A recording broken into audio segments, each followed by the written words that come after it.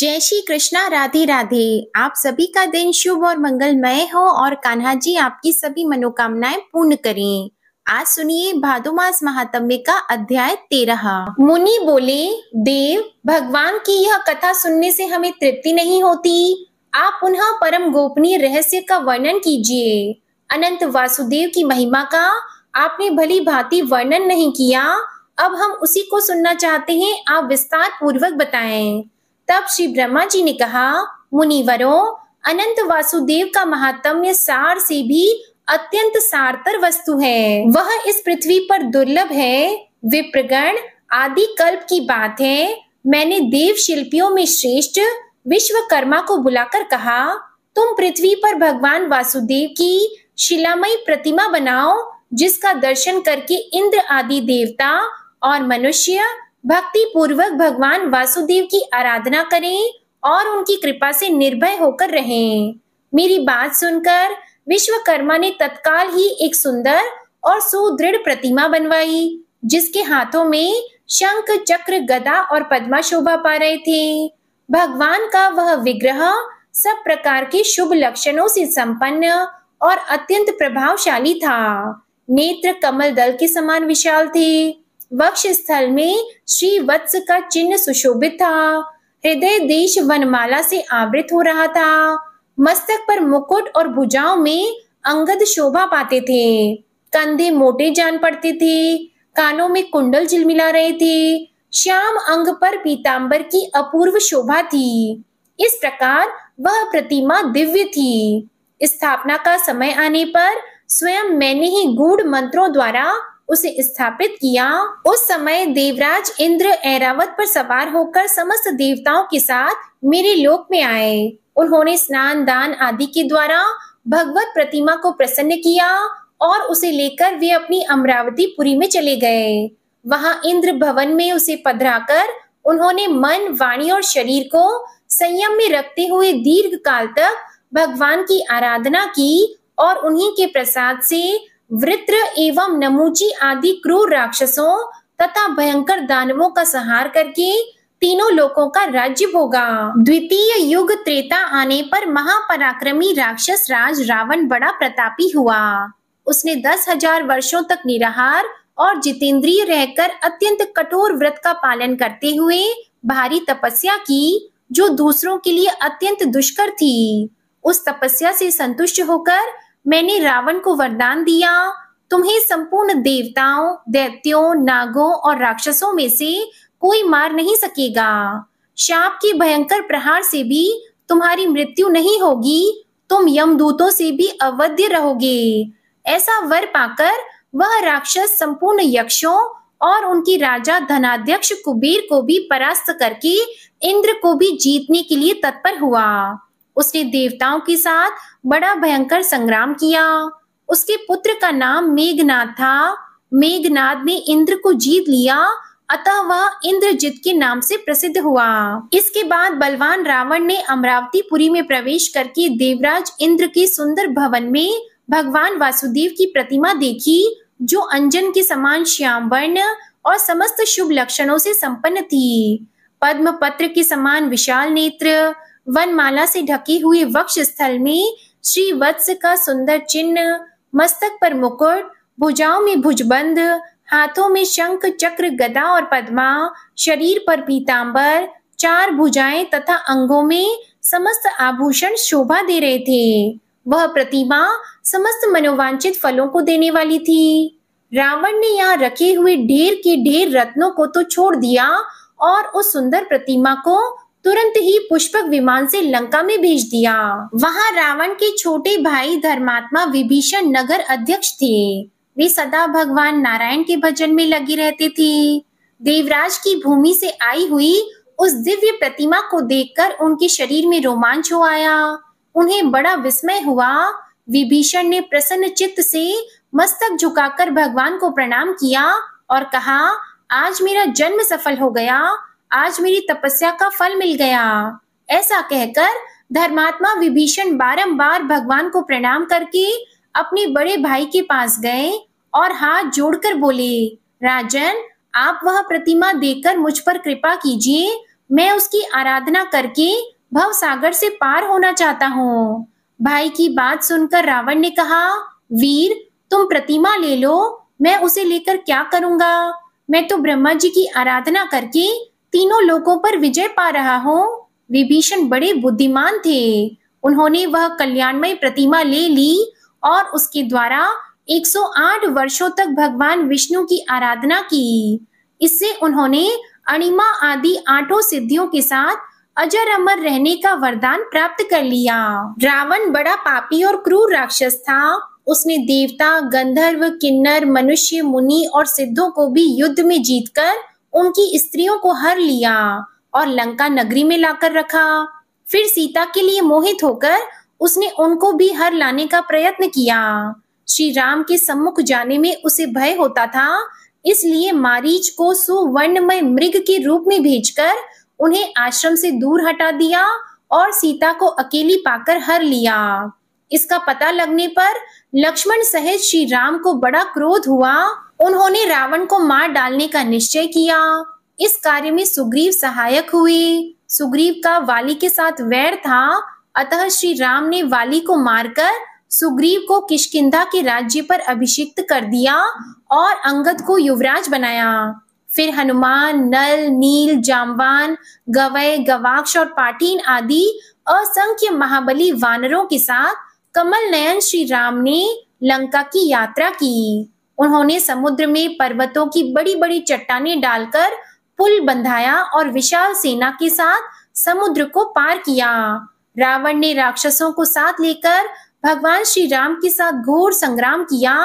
परम पराक्रमी श्री रघुनाथ जी ने महोदर, यमांतक, कुंभ, मालाध्य, माल्यवान, कुंभकर्ण तथा रावण को मारकर विदेह कुमारी सीता को अग्नि परीक्षा द्वारा शुद्ध प्रमाणित किया और विभीषण को राज्य देकर भगवान वासुदेव की प्रतिमा को साथ लेकर वे पुष्पक विमान पर आरूढ़ हुए और अनायास ही पूर्वजों द्वारा पालित अयोध्या नगरी में जा पहुँचे। भक्त वत्सल श्री रघुनाथ जी ने अपने छोटे भाई भरत और शत्रुघ्न को भिन्न भिन्न राज्यों पर अभिषिक्त किया और स्वयं सम्राट की भांति समस्त भूमंडल के राज्य पर आसीन हुए।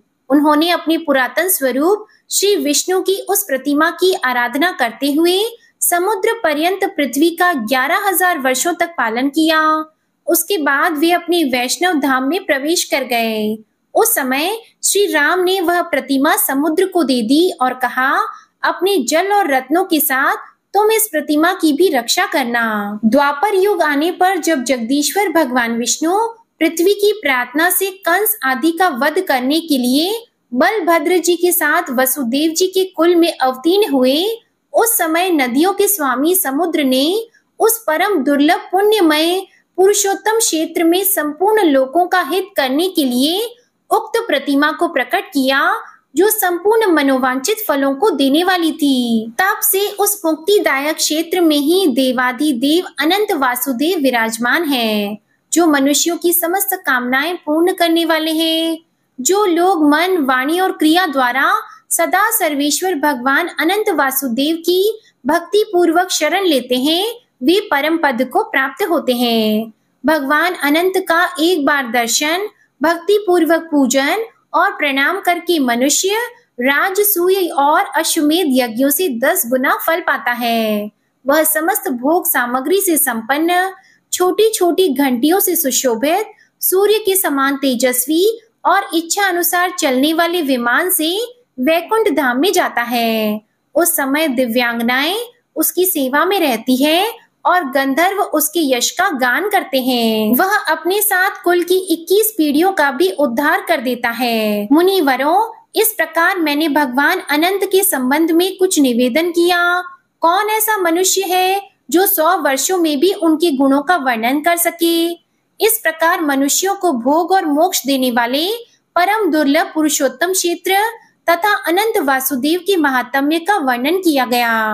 पुरुषोत्तम क्षेत्र में शंख, चक्र, गदा, पद्मा और पीतांबर धारण करने वाले कमल नयन भगवान श्री कृष्ण विराजमान है, जिन्होंने कंस और केशी का संहार किया था। जो पुरुषोत्तम क्षेत्र में कल्प वृक्ष के पास जाकर शरीर त्याग करते हैं, वे निसंदेह मुक्त हो जाते हैं। जो मानव बिना इच्छा के भी वहाँ प्राण त्याग करता है, वह भी दुख से मुक्त होकर दुर्लभ मोक्ष प्राप्त कर लेता है। जो मनुष्य एक बार भी श्रद्धा पूर्वक भगवान पुरुषोत्तम का दर्शन कर लेता है, वह सहस्त्रों पुरुषों में उत्तम है। भगवान प्रकृति से परे और पुरुष से भी उत्तम है, इसलिए वे वेद पुराण तथा इस लोक में पुरुषोत्तम कहलाते हैं। जो पुराण और वेदांत में परमात्मा कहे गए हैं, वे ही संपूर्ण जगत का उपकार करने के लिए पुरुषोत्तम रूप से विराजमान हैं। पुरुषोत्तम क्षेत्र के भीतर मार्ग में, शमशान भूमि में, घर के मंडप में, सड़कों और गलियों में, जहाँ कहीं इच्छा या अनिच्छा से भी शरीर त्याग करने वाला मनुष्य मोक्ष का भागी होता है। पुरुषोत्तम तीर्थ के समान किसी तीर्थ का महात्म्य न हुआ है और न होगा। मैंने उस क्षेत्र के गुणों का एक अंश मात्र यहाँ बताया है। कौन पुरुष 100 वर्षों में भी उसके समस्त गुणों का वर्णन कर सकता है। मुनिवरों, यदि तुम सनातन मोक्ष पाना चाहते हो तो आलस्य छोड़कर उस पवित्र तीर्थ में निवास करो। व्यास जी कहते हैं, अव्यक्त जन्मा ब्रह्मा जी का यह वचन सुनकर मुनियों ने वहां निवास किया और परम पद प्राप्त कर लिया। हे ब्राह्मणों, यदि आप लोग भी मोक्ष प्राप्त करना चाहते हो तो परम उत्तम पुरुषोत्तम क्षेत्र में निवास करो। श्री व्यास जी कहते हैं, मुनिवरों, पुरुषोत्तम क्षेत्र संपूर्ण जीवों के लिए सुखदायी है। वह धर्म, अर्थ, काम और मोक्ष चारों पुरुषार्थों का फल देने वाला है। उस तीर्थ में कंडू नाम के एक महातेजस्वी मुनि रहा करते थे, जो परम धार्मिक, सत्यवादी, पवित्र, जितेंद्रिय और समस्त प्राणियों के हित में तत्पर रहने वाले थे। उन्होंने इंद्रियों को जीतकर क्रोध पर अधिकार प्राप्त कर लिया था। वे वेद वेदांगों के पारंगत विद्वान थे और भगवान पुरुषोत्तम की आराधना करके उत्तम सिद्धि प्राप्त कर चुके थे। उनके सिवा और भी बहुत से मुनि वहां उत्तम व्रत का पालन करते हुए सिद्ध हो चुके हैं। तब मुनियों ने पूछा, हे साधु शिरोमणि, कंडू कौन थे और उन्होंने किस प्रकार वहां परम गति प्राप्त की? हम उनका चरित्र सुनना चाहते हैं, बताइए। श्री व्यास जी बोले, हे मुनीश्वरों, कंडू मुनि की कथा बड़ी मनोहर है। मैं संक्षेप से कहूंगा, सुनो। गोमती नदी के परम मनोहर एकांत तट पर, जहाँ कंद मूल फल समिधा पुष्प और कुश आदि की अधिकता थी, कंडू मुनि का आश्रम था। वहां सभी ऋतुओं के फल और फूल सुलभ थे। केलों का उद्यान उस आश्रम की शोभा बढ़ा रहा था। वहां कंडू मुनि ने व्रत, उपवास, नियम, स्नान, मौन और संयम आदि के द्वारा बड़ी भारी एवं अत्यंत अद्भुत तपस्या की। वे ग्रीष्म ऋतु में पंचाग्नि का ताप सहते, वर्षा में खुली वेदी पर सोते और हेमंत ऋतु में भीगे वस्त्र धारण करके कठोर तपस्या करते थे। मुनि की तपस्या का बढ़ता हुआ प्रभाव देखकर देवता, गंधर्व, सिद्ध और विद्याधरों को बड़ा विस्मय हुआ। वे कहने लगे, इनका महान धैर्य अद्भुत है। इनकी कठोर तपस्या नितांत आश्चर्यजनक है।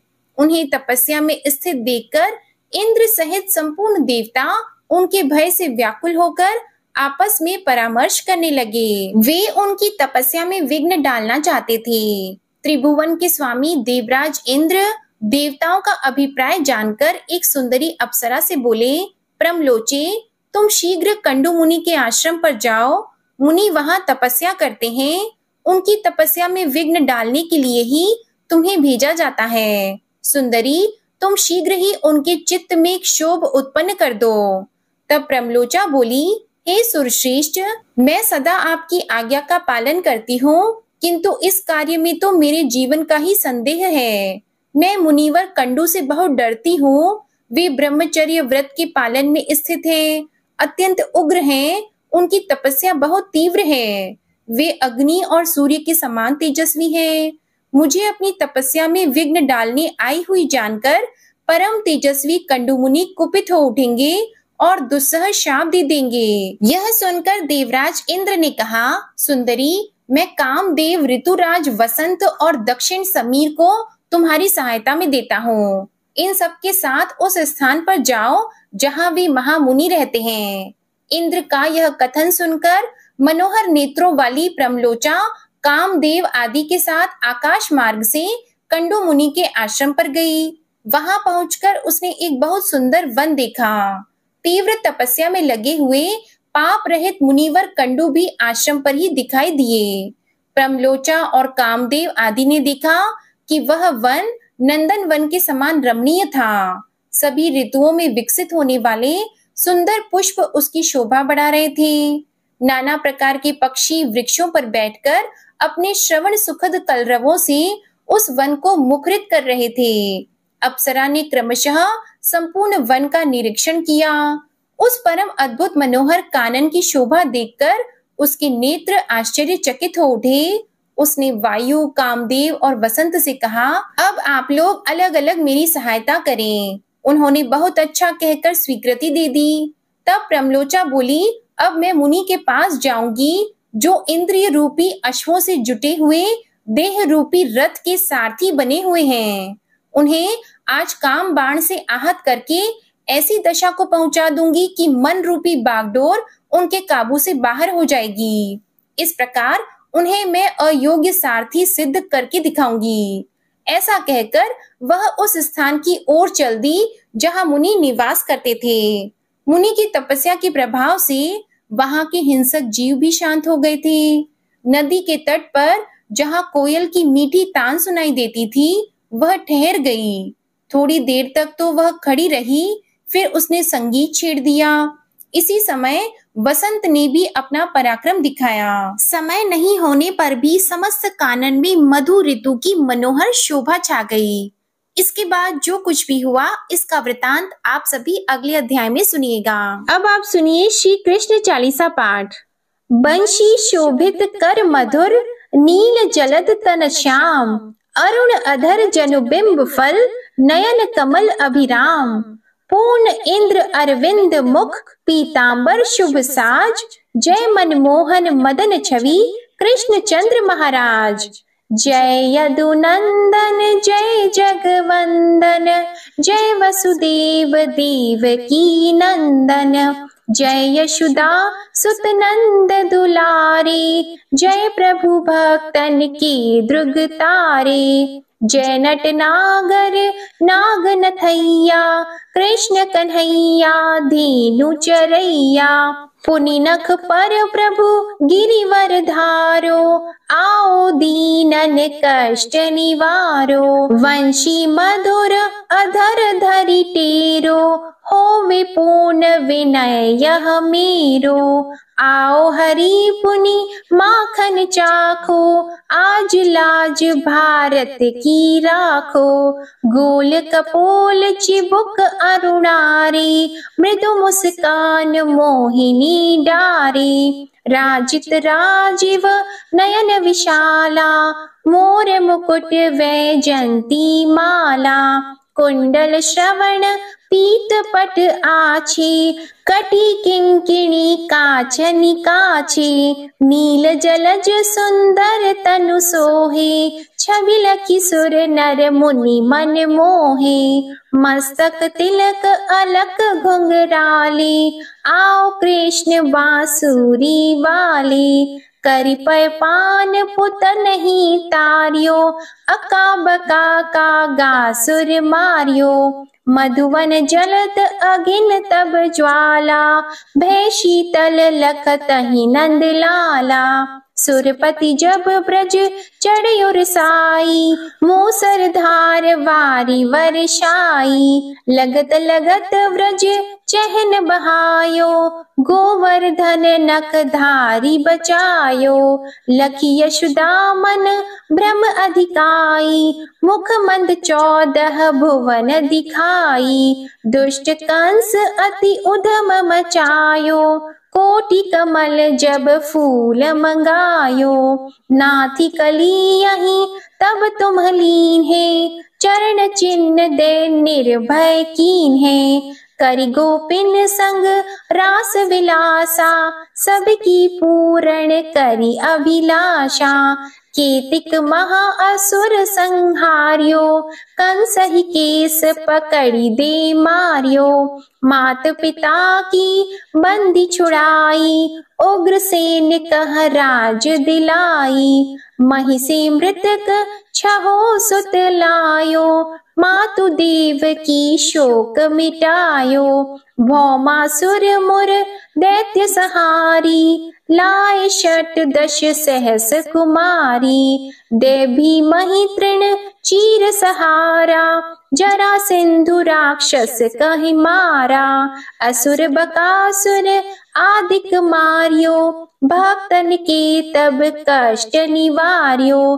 दीन सुदामा की दुख टार्यो, तंदुल 3 मूठ मुख डार्यो। श्री कृष्ण चालीसा समाप्त होती है। प्रेम से बोलिए भगवान श्री कृष्ण की जय। गौ माता की जय। आज की कथा पसंद आई हो तो वीडियो को लाइक कीजिएगा, शेयर कीजिएगा, कमेंट में भगवान श्री कृष्ण जी की जय लिखिएगा और चैनल को जरूर सब्सक्राइब कीजिएगा। इसी के साथ आज आप हमारे चैनल पर रविवार की व्रत कथा भी जरूर सुनिएगा और हरतालिका तीज की पूजा सामग्री की वीडियो भी जरूर देखिएगा। जय श्री कृष्णा।